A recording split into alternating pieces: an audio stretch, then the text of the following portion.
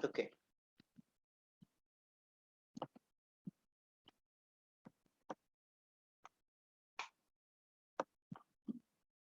Okay बेटा, first one is between and among. ये हमारा पहला है आज के लिए।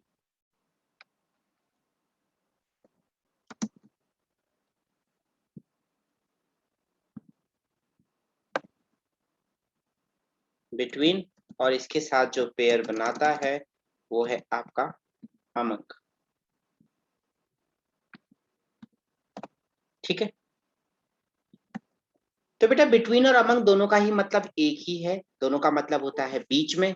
ठीक है, किन्हीं दो लोगों के बीच में। ठीक है, जैसे आपने कहा शुभम और दिव्या के बीच, शुभम अमन। ठीक है, दो लोगों के बीच में, तो बीच में is between and among. Difference क्या है? बिटवीन इज यूज्ड फॉर जब आप बात कर रहे हैं किन्हीं दो लोगों के बारे में। ठीक है, और अमंग कब यूज होगा? जब आप बात कर रहे हैं दो से ज्यादा लोगों के बारे में। ठीक है, फॉर एग्जाम्पल आपने कहा distribute the chocolate between Ram and Shyam. ठीक है, चॉकलेट को राम और श्याम के बीच में बांट दीजिए।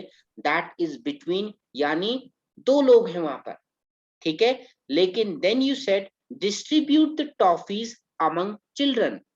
ठीक है, अमंग क्लास। अमंग कब यूज होगा? अमंग यूज होगा जब आप बात करेंगे दो से ज्यादा लोगों के बीच में कोई चीज का डिस्ट्रीब्यूशन। ठीक है, आपने कहा डिस्ट्रीब्यूट द स्वीट्स या distribute the chocolate among teachers, तो यानी टीचर कितने हैं? दो से ज्यादा हैं। अगर दो टीचर होंगे तो you will use distribute the chocolate या स्वीट्स बिटवीन टीचर्स, वहां पर आप दो लोगों के बारे में बात करें। ठीक है, तो जब आप दो लोगों के बीच में कोई चीज बात कर रहे हैं तो आप बोलेंगे राम और श्याम। ठीक है, आपने कहा राम जो है श्याम और मोहन के बीच में बैठा हुआ है। ठीक है, तो Ram is sitting between Mohan and Sohan. ठीक है, दो लोगों के बीच में बैठा हुआ है। ठीक है, तो दैट इज बिटवीन। और जब आपने कहा राम बच्चों के बीच में बैठा हुआ है तो you will use Ram is sitting among children. ठीक है, चिल्ड्रंस मैंने आपको परसों बताया था कि चिल्ड्रंस गलत होता है, चिल्ड्रंस कुछ नहीं होता है। एक के लिए आप यूज करते हैं चाइल्ड, एक से ज्यादा के लिए आप यूज करते हैं चिल्ड्रन। ठीक है, तो बिटवीन अमंग क्लियर है सबको? जिसे बिटवीन और Yes, अमंग का sir. डाउट है तो प्लीज वो अभी मेंशन कर देगा इस चीज को।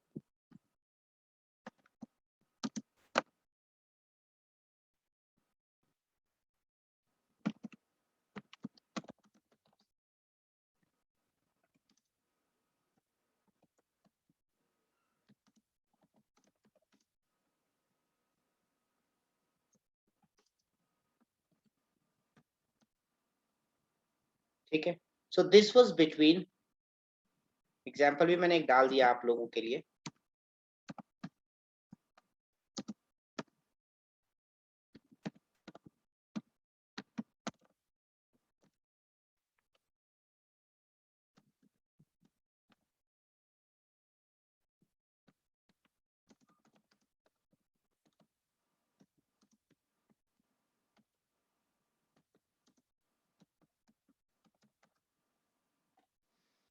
Okay, so this was your first one. Example आपके स्क्रीन पर है, बिटवीन और अमंग। अगले पे जा रहा हूं बेटा।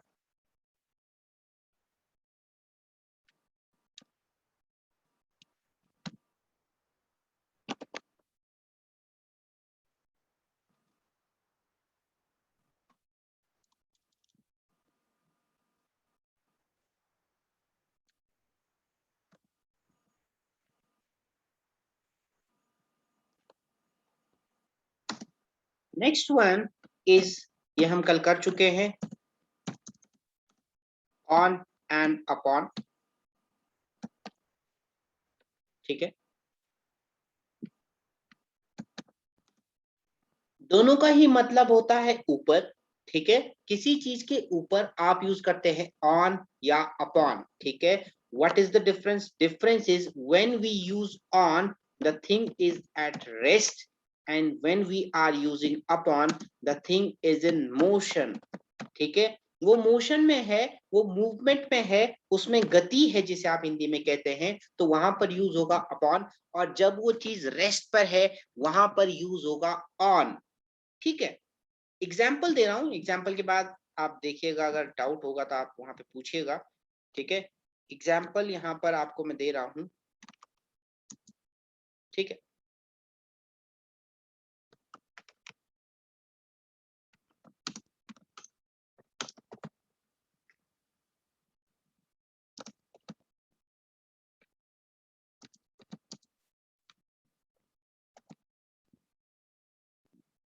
The book is on the table. ठीक है, the book is on the table, या आप कह सकते हैं Mohan is sitting on the chair. ठीक है, चेयर के ऊपर बैठा हुआ है, ऑन यूज कर सकते हैं। बट आपने कहा monkey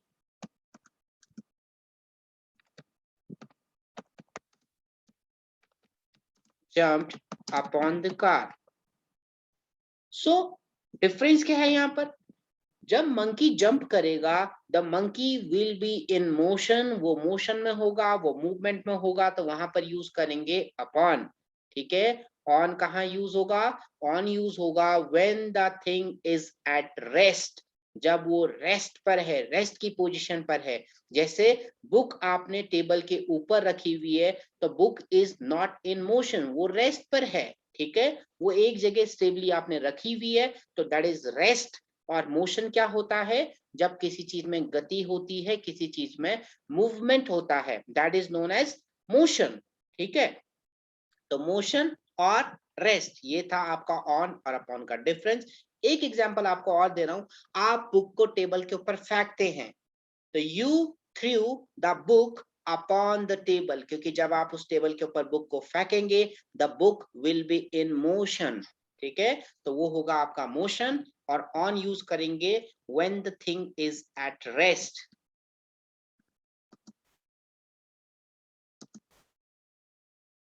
next we are doing is in and into.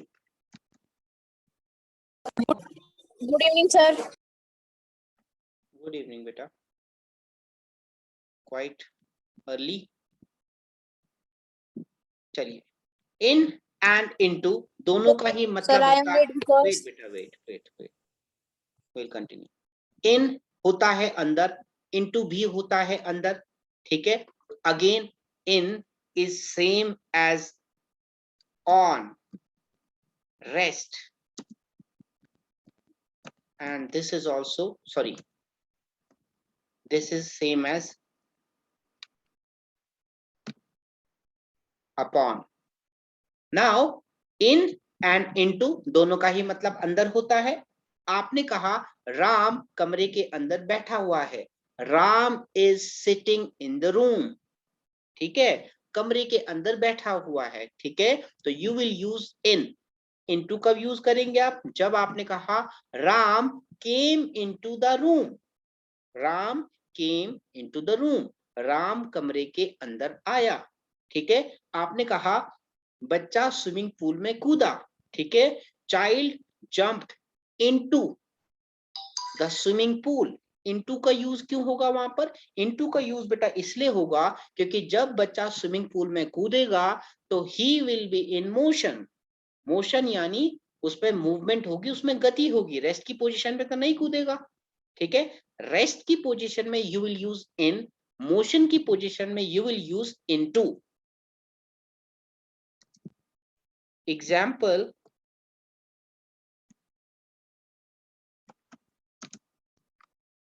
ये एग्जाम्पल है इसका, राम, नाउ राम ही आता है मेरे मुंह में हमेशा। Ram is sitting, Ram is sitting in the room.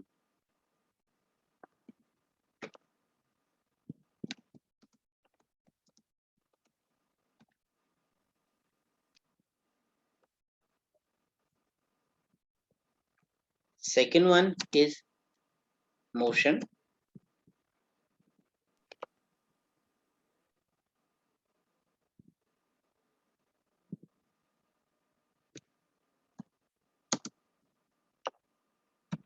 Ram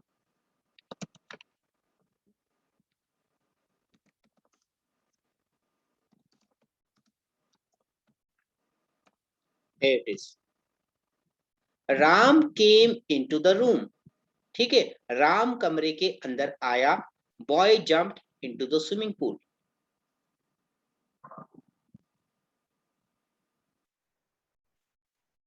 Okay. Now Ram came into the room. Ram entered the room. Entered use होगा. ठीक है. Ram entered into the room. ठीक है, यहां पर यूज होगा राम एंटर्ड ed. कभी हम टेंसेस पढ़ेंगे तो उस दिन मैं आपको ये क्लियर करूंगा. यहां पर बेटा दो सेंटेंस करेक्ट है, एक सेंटेंस इनकरेक्ट है. ठीक है, your first sentence Ram came into the room, ये सेंटेंस आपका करेक्ट सेंटेंस है. ठीक है, ये आपका राइट सेंटेंस है, ये करेक्ट सेंटेंस है. ठीक है, second one which is Ram enter the room, this sentence is wrong, ये गलत सेंटेंस है. ठीक है, और Ram enter into the room, ये भी गलत सेंटेंस है. ठीक है, अब मुझे बताइए इन दो में से एक मैंने गलत कहा. मैंने कहा ना ये भी गलत है, ये भी गलत है. अब मुझे करेक्ट करके बताओ कि कौन सा गलत है और कौन सा सही है. शिवम, थर्ड वाला कैसे में सर, थर्ड वाला कैसे में होगा? थर्ड वाला थर्ड गलत वाला गलत है. सेकंड वाला सही है. ठीक है. यस सर, थर्ड वाला सही है या गलत है? सेकंड वाला रॉन्ग. ठीक है, हो गया. सही है. सही है. बस बस बस बस ठीक है. सर सही है सर वो. ठीक है बेटा, ठीक है, सब सही है, सब सही है. अब सुनिए, अब सुनिए, आपका जो ये फर्स्ट सेंटेंस है Ram came into the room is correct. आपका ये जो सेकंड सेंटेंस है Ram enter the room is correct. आपका ये जो थर्ड सेंटेंस है Ram enter into the room is wrong, ये है गलत. एंटर का मतलब होता है अंदर आना और इनटू का मतलब भी होता है अंदर. ठीक है, तो थर्ड सेंटेंस गलत है आपका. एग्जाम पॉइंट ऑफ व्यू से भी ये सेंटेंस इंपॉर्टेंट है, ये आपके रूल्स के दौरान भी आएगा. अभी आप इसे देख लेंगे, अभी क्योंकि हम राम केम इनटू की बात हुई थी इसीलिए आपको ये सेंटेंस करवाया है. थर्ड सेंटेंस गलत क्यों है? थर्ड सेंटेंस गलत है आपका इसकी वजह से. तो अगर एग्जाम में कभी आपको ये सेंटेंस दिखे तो आपका काम है इस इनटू को हटाना, इसको रिमूव करना. ये आपका आ सकता है सेंटेंस एरर वाले में. ठीक है, जब एरर वाले में आपका ये सेंटेंस आएगा, एरर रेक्टिफिकेशन ओमिशन जो सेंटेंस आते हैं, तो आपको यहाँ पर इनटू रिमूव करना पड़ेगा, तब जाके आपका सेंटेंस करेक्ट हो सकता है. ठीक है, Ram came into the room correct है क्योंकि कम मतलब आना होता है, इनटू मतलब अंदर होता है. राम एंटर द रूम भी करेक्ट है क्योंकि एंटर का मतलब होता है अंदर आना. ठीक है, तो एंटर अपने आप में अंदर आना है. और राम एंटर, एंटर मतलब अंदर आना, अंदर और आना दोनों ही इसके मतलब है.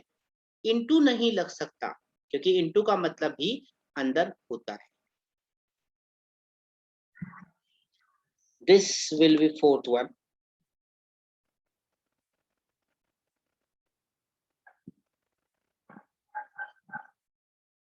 बेटा जो आपका अगला है वो है अबव और ओवर. एक है आपका अबव, एक है आपका ओवर. ना दोनों का ही मतलब ऊपर होता है. ठीक है, और अबव और ओवर जैसे आपने करा था ऑन और अपॉन, दोनों का ही मतलब ऊपर था. ऑन और अपॉन का मतलब क्या होता है? किसी चीज के ऊपर, इसे कहते हैं ऑन या अपॉन. ठीक है, जैसे ये आपका हाथ है पाम, जिसे आप कहते हैं इसके ऊपर फोन है, ये है ऑन या अपॉन का यूज. ठीक है, अबव और ओवर मतलब आपके ऊपर. ठीक है, आपके सर से ऊपर जिसे आप कहते हैं, that is known as above और ओवर. यहाँ पर यूज होगा अबव और ओवर का जब आपसे कोई चीज ऊपर है, जैसे पंखा है. ठीक है, जैसे एलमीरा हो सकती है या एलमीरा के ऊपर बुक है. ठीक है, तो वो आपसे ऊपर है. ठीक है, तो वो है आपका अबव या ओवर का यूज. ठीक है, now above is something that is आपके सर के ऊपर. ठीक है, and in touch with the ground, that means touching the ground. ठीक है, समझ आ क्या? Above is touching the ground and over is not in touch with the ground, not touching the ground.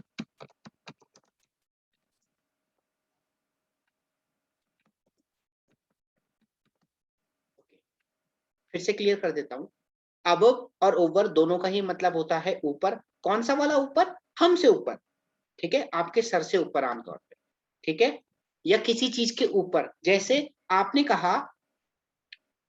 कहा जैसे कि, जैसे मान लीजिए ए बी सी डी आपने ऐसे लाइन से लिखा, ठीक है, आपने ए बी सी डी ऐसे लाइन से लिखा, ठीक है। जैसे मान लीजिए आपको अगर मैं स्क्रीन पे एग्जांपल दूं तो आपको ये दिख रहा है, देखिए अबव और ओवर, तो अबव को आपने ऊपर लिखा हुआ है ओवर के, ठीक है, तो ये अबव है, अबव यहाँ पे भी अबव है ओवर के, ठीक है। जैसे इन और इनटू, तो इसमें अबव कौन है? इन है, अबव यानी ऊपर, ठीक है। ये वाला होता है ऑन, कैसा वाला होता है? ऑन होता है किसी चीज के ऊपर, ऑन होता है किसी चीज के ऊपर, ऐसे रखा हुआ फिजिकली जिसे आप कहते हैं, ठीक है, इस तरीके से रखा हुआ इसे आप कहते हैं ऑन, ठीक है। अच्छा, अबव और ओवर को पहले मैं डिफरेंस क्लियर कर देता हूं इनका। अबव होता है ऊपर और ओवर होता है ऊपर सर के, नॉट टचिंग द ग्राउंड, जहां पर ग्राउंड टच नहीं हो रहा है। और अबव कब होता है? जब टच में है वो ग्राउंड में, किसी भी डायरेक्टली या इनडायरेक्टली वो that will be touching the ground, वो होगा आपका अबव, ठीक है। जैसे फैन, कमरे में पंखा होता है, तो पंखा is above the head, it is above the head. क्यों? क्योंकि देखिए कमरा आपका टच होता है ऊपर सीलिंग पर, सीलिंग समझते हैं आप, छत को सीलिंग बोलते हैं, ठीक है। ऊपर वाला जो पंखा उसको सीलिंग फैन कहा जाता है, आप उसके बॉक्स पे पढ़ेंगे सीलिंग फैन। जो टेबल पे रखा जाता है उसे आप कहते हैं टेबल फैन, जो पंखा दीवार पे लगाया जाता है उसे आप कहते हैं वॉल फैन, ठीक है। तो सीलिंग, तो सीलिंग इज ऊपर, आपकी सीलिंग है ऊपर, और सीलिंग टच है आपकी वॉल से, और वॉल टच है नीचे ग्राउंड से, तो है ना टच में।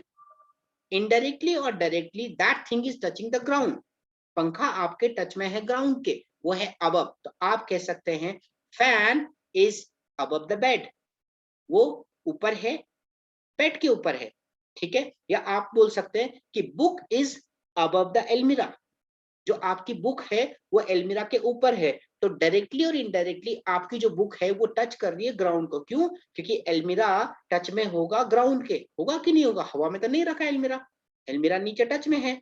जैसे मैंने आपका पंखा कहा, पंखा भी टच में है ग्राउंड के। कैसे टच में है? पंखा लगा है सीलिंग पे, सीलिंग टच है वॉल पे, और वॉल टच है नीचे ग्राउंड पे, फ्लोर पे टच कर रही है, वो हो गया अबव। ओवर कैसे यूज करेंगे? ओवर यूज करेंगे जैसे आपके ऊपर से प्लेन उड़ता है, तो plane flies over the city. Plane जब शहर के ऊपर से उड़ रहा है तो ग्राउंड तो टच नहीं करेगा, ठीक है, ऐसा थोड़ी टच करते हुए जाएगा, हवा में जाएगा ना। अब उसे आप नहीं बोल सकते, आप बोलेंगे ओवर। या जैसे आपने कहा शेर कुएं के ऊपर से छलांग लगाता है, तो lion jump over the well, जिसे आप कहते हैं, ठीक है। जब शेर कूदेगा तो वो हवा में जाएगा ना, उसके पैर जमीन पर टच तो नहीं होंगे। आप अगर वॉल को जंप करते हैं तो वॉल को जंप करने के लिए आपको हवा में जाना पड़ेगा। तो जब आप हवा में जाते हैं और आप टच में नहीं होते हैं ग्राउंड के, तो आप वहां पर यूज करते हैं ओवर। और अगर आप ऊपर जाते हैं लेकिन टच में होते हैं ग्राउंड के, तो वहां पर आप यूज करते हैं अबव, ठीक है। जैसे मैंने कहा fan is above the bed, ठीक है, fan is above the bed. और आपका जो सेकंड है वो है, आपने कहा plane flies over the city. तो ये थे हमारे आज के 4